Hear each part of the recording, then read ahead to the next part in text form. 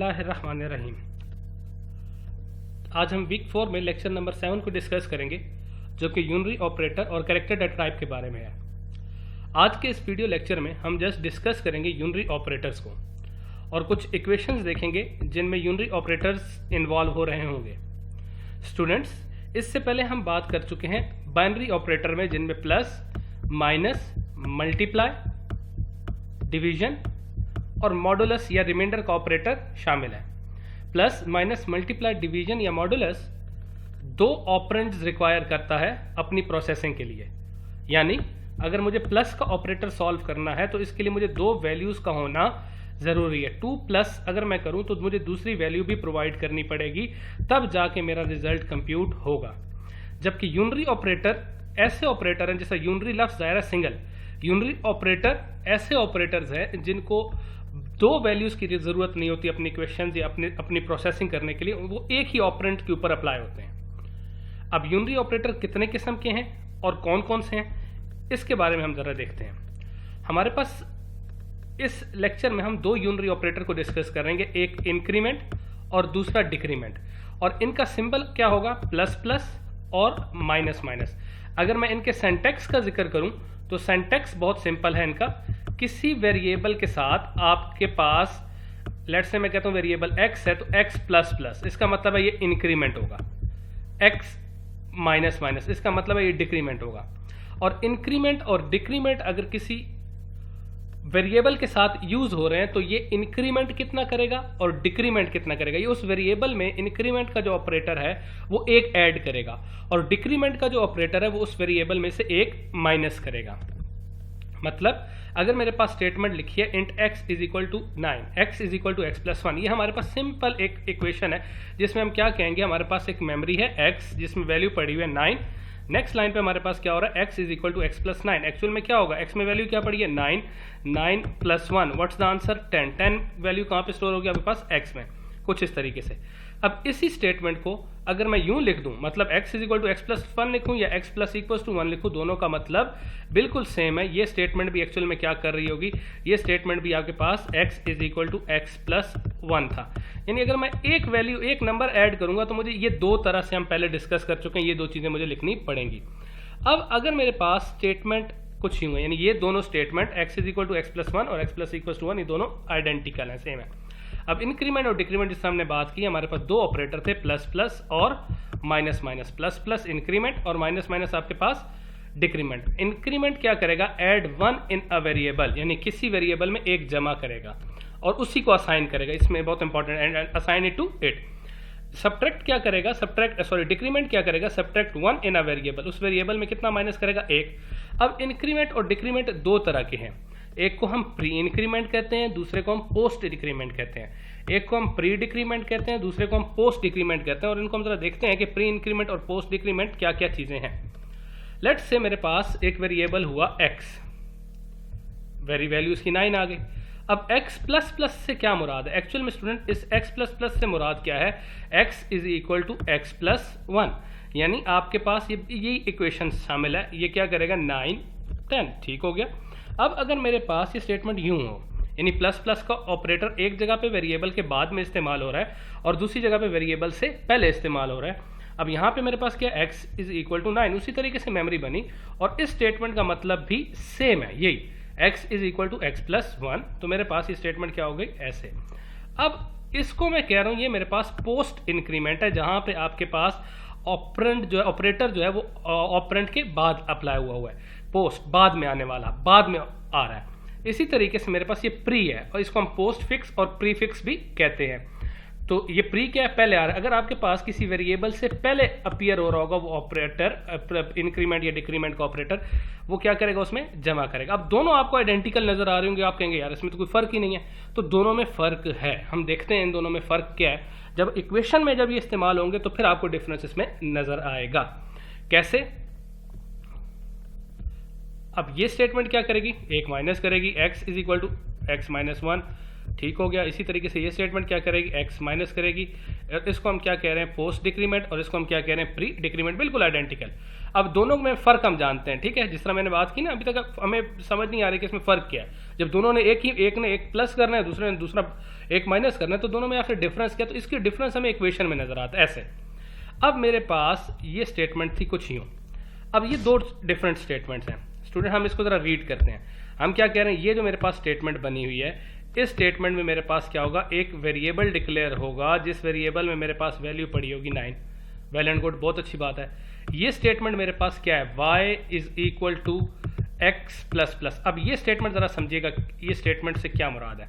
ये statement actually यूँ लिखी हुई है, y is equal to X, x is equal to x plus 1। यानी पहले आप क्या करें, x की वैल्यू y को असाइन कर दें। अब x की वैल्यू क्या है स्टूडेंट्स, यहाँ पे पोस्ट है ना, पोस्ट में बाद में ये ऑपरेटर आपके पास अप्लाई होगा, प्लस प्लस का 9 यहाँ पे असाइन हो जाएगा, और x is equal to X plus 1, तो यहाँ पे आपके पास इसकी वैल्यू क्या हो जाएगी, ऐसे चेंज हो जाएगी। अब इसको अगर मैं देखूँ तो यहाँ पे आपके पास क्या है, एक मेमोरी बनी x, जिसमें वैल्यू क्या पड़ी हुई है 9। अब ये आपके पास प्री इंक्रीमेंट हो रहा है, तो इस स्टेटमेंट को मैं कुछ यूँ लिखूंगा, x is equal to X plus 1। यानी सबसे पहले आप क्या करें, x में एक जमा करें 10, y इक्वल, उसके बाद आप y को असाइन करें कुछ इस तरीके से, तो आपके पास ये वैल्यू क्या आ जाएगी, y इज इक्वल टू 10। ये तो ये दोनों में डिफरेंस है मेजर। यानी प्री इंक्रीमेंट हमेशा जब भी किसी इक्वेशन में आएगा पहले सॉल्व होगा, और पोस्ट इंक्रीमेंट जब भी किसी इक्वेशन में आएगा बाद में सॉल्व होगा। लेट्स से मैं इस इक्वेशन की बात करता हूं, तो इस तरीके से मेरे पास एक मेमोरी डिक्लेयर होगी, जिस पहली लाइन अगर मेरी एग्जीक्यूट होगी तो मुझे एक मेमोरी का ब्लॉक मिलेगा, जिस ब्लॉक को मैं कह रहा हूँ x, और उस ब्लॉक में मेरे पास जो वैल्यू पड़ी होगी वो क्या पड़ी होगी स्टूडेंट्स, 9 पड़ी होगी।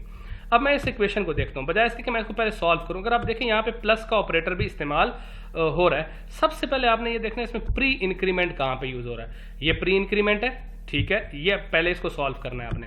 तो प्री इंक्रीमेंट क्या करेगा, x में एक जमा कर देगा ऐसे। फिर हम देखेंगे कि प्री इंक्रीमेंट, ये भी प्री इंक्रीमेंट है, ये भी क्या करेगा, x में एक जमा कर देगा, तो आपके पास वैल्यू क्या आ गई 11। अब रिजल्ट क्या आएगा, 11 प्लस 11, तो आपके पास y में जो आंसर स्टोर हो जाएगा, y में आपके पास क्या हो जाएगा 22। अब स्टूडेंट्स इस इक्वेशन को जरा मैं चेंज करता हूँ और मैं कहता हूँ अगर y के साथ ऐसे लिखा होता, y is equal two plus plus x plus x plus plus. अब जरा इस स्टेटमेंट को समझिएगा, यानी एक जगह आपके पास प्री इंक्रीमेंट हो रहा है और दूसरी जगह आपके पास पोस्ट इंक्रीमेंट हो रहा है, और x की वैल्यू हम कहते हैं उसी तरीके से 9 से स्टार्ट हो रही है, तो x की वैल्यू आपके पास क्या है 9 ऐसे। अब आप देखें इन दोनों में से प्री कौन सा है, ये पहले प्री है, ये पहले सॉल्व होगा, ठीक हो गया। जब ये सॉल्व हुआ इसने क्या किया, x की वैल्यू में एक इंक्रीमेंट कर दिया 10 प्लस, अब यहाँ पे पोस्ट इंक्रीमेंट नहीं अप्लाई होगा, x की वैल्यू इक्वेशन सॉल्व करने के लिए लेकर आएगा 10 प्लस 10 आंसर क्या हुआ 20, तो y को क्या स्टोर कर देगा, y में क्या स्टोर कर देगा 20। अब इक्वेशन के सबसे एंड पे पोस्ट इंक्रीमेंट अप्लाई होगा, जो कि ये रिमेनिंग था हमारे पास। अब इसके ऊपर जब अप्लाई होगा तो आपके पास 10 की वैल्यू क्या चेंज हो जाएगी 11, यानी पोस्ट इंक्रीमेंट आपकी इक्वेशन में सबसे एंड के ऊपर सॉल्व हो रहा है, और प्री इंक्रीमेंट या प्री डिक्रीमेंट आपकी इक्वेशन में पहले सॉल्व होता है। अब मैं इस इक्वेशन को देखता हूँ जहाँ पे मेरे पास पोस्ट इंक्रीमेंट भी यूज हो रहे हैं और प्री इंक्रीमेंट भी, और कुछ ऑपरेटर भी इस्तेमाल हो रहे हैं। अब सबसे पहले आपके पास एक मेमोरी बनी x, आपने क्या करना है जब सॉल्व करना है, सबसे पहले आपने ये देखना है कि प्री इंक्रीमेंट कौन कौन से, मैं सर्कल करता हूं, ये प्री है, ठीक हो गया, ये प्री है 2 हो गए, और ये प्री है 3 हो गए। तो इस प्री ने सबसे पहले क्या किया, एक जमा कर दिया, तो इसकी वैल्यू क्या होगी 10। इस प्री इंक्रीमेंट ने क्या किया, इसमें जमा कर दिया, इसकी वैल्यू क्या होगी 11। इसने क्या कर दिया, इसमें एक जमा कर दिया, इसकी वैल्यू क्या होगी 12। अब आपकी इक्वेशन में ये वैल्यूज पुट हो जाएंगी 12 plus 12 multiply by 12 minus 12 plus 12। अब ये देखिएगा ये दो ऑपरेटर अभी मेरे मिसिंग है, यानी ये दो अभी तक मैंने सॉल्व नहीं किया। पहले इक्वेशन सॉल्व होगी, मल्टीप्लिकेशन सॉल्व हुई 144 माइनस 12 प्लस 12, ये तो आप देख लेना आपस में कैंसिल हो जाएंगे माइनस माइनस, ठीक है। 12 प्लस 144, तो आपके पास रिजल्ट क्या आएगा 156। अगर मैं कंप्यूटर साइंस के वाले से बात करूं तो पहले इन दोनों को ऐड करेगा, फिर ये माइनस होगा, फिर ये वाला प्लस अप्लाई होगा, ठीक है। यानी पहले आपके पास 156 बनेगा, 156 माइनस 12 होगा, माइनस 12 प्लस प्लस 12 होगा, तो ये आपके पास 156 में से माइनस 12 हुआ, रिजल्ट क्या बनेगा 144। 144 में फिर हमने प्लस किया 12, तो आपके पास रिजल्ट क्या बना 156। तो जो y वेरिएबल है, इस y वेरिएबल में आपके पास जो वैल्यू स्टोर हो जाएगी वो कौन सी स्टोर होगी 156। अब हमारे पास दो वैल्यूज रहती थी, कौन सा, एक ये, अब ये आपने अब अप्लाई करना है। तो वैल्यू क्या थी 12 में हमारे पास पोस्ट इंक्रीमेंट अप्लाई हुआ, तो वैल्यू क्या बन गई 13। अब ये आपके पास पोस्ट डिक्रीमेंट है, अगर प्री डिक्रीमेंट होता तो ये पहले अप्लाई होता, पोस्ट डिक्रीमेंट है 13 में चेंज हुआ, 13 से चेंज होकर आपके पास क्या वैल्यू बन जाएगी 12। तो ये कुछ इस तरीके से। अगर मैं सी आउट की स्टेटमेंट में इसको इस्तेमाल करूं, x इज इक्वल टू 9, ठीक है, x मेरे पास क्या आ गया स्टूडेंट्स 9। अब सी आउट x प्लस प्लस क्या करेगा, ये प्री इंक्रीमेंट है या पोस्ट है, पोस्ट है। इसका मतलब है आप क्या करें, पहले आप वैल्यू प्रिंट कर दे, पहले आपकी स्क्रीन पे नजर आ जाएगी 9, उसके बाद इसमें आपके पास एक इंक्रीमेंट होगा। अब ये क्या चीज है, ये प्री इंक्रीमेंट है। अब प्री इंक्रीमेंट क्या करेगा, पहले x में इंक्रीमेंट करेगा, वैल्यू क्या कर दी 11, और उसके बाद वैल्यू को डिस्प्ले करेगा। तो ये डिफरेंस है आपकी इक्वेशन में प्री। अब आप अगर मैं पिछली इक्वेशन देखो, यहाँ पे मल्टीप्लाई भी था, माइनस भी था, डिवीजन भी था, तो आपके सबसे पहले प्री इंक्रीमेंट सॉल्व होगा, उसके बाद बाकी इक्वेशन सॉल्व होगी, और सबसे लास्ट पे क्या सॉल्व होगा पोस्ट इंक्रीमेंट। और इसी तरीके से मेरे पास ये वाली अगर मैं वैल्यू की बात करूं तो यहाँ पे आपको समझ आ रही होगी। अच्छा, हमने जो पॉइंट्स कवर किए स्टूडेंट्स में क्या था, प्री इंक्रीमेंट क्या होता है, पोस्ट इंक्रीमेंट किस तरीके से यूज हो रहा है, प्री डिक्रीमेंट या पोस्ट इंक्रीमेंट किस तरीके से अप्लाई होता है, और सबका प्री इंक्रीमेंट क्या करता है, वैल्यू प्री इंक्रीमेंट या पोस्ट इंक्रीमेंट किसी वेरिएबल में एक जमा कर रहा है, पर अगर किसी इक्वेशन में आपके पास इस्तेमाल हो रहा है तो फिर उनका फर्क हमने यहाँ पे डिस्कस किया। आपको आई होप कि आपको ये यूनरी ऑपरेटर में pre increment, post increment, pre decrement, post decrement समझ आ गए हो। इसको हम वैसे प्रीफिक्स कहते हैं, इसको पोस्टफिक्स भी कहते हैं, इसको प्रीफिक्स पोस्टफिक्स, यानी प्री डिक्रीमेंट या प्री इंक्रीमेंट को प्रीफिक्स और पोस्टफिक्स के ऑपरेटर्स भी कहते हैं। आई होप आपको ये बातें क्लियर हो गई होंगी। तो आने वाले कुछ लेक्चर्स में मजीद करेक्टर डेटा टाइप्स को डिस्कस करेंगे, क्योंकि हमने ये लेक्चर क्या कहा था यूनरी ऑपरेटर और करेक्टर डेटा टाइप पे, तो आने वाले लेक्चर में हम करेक्टर डेटा टाइप के ऊपर बात कर रहे होंगे।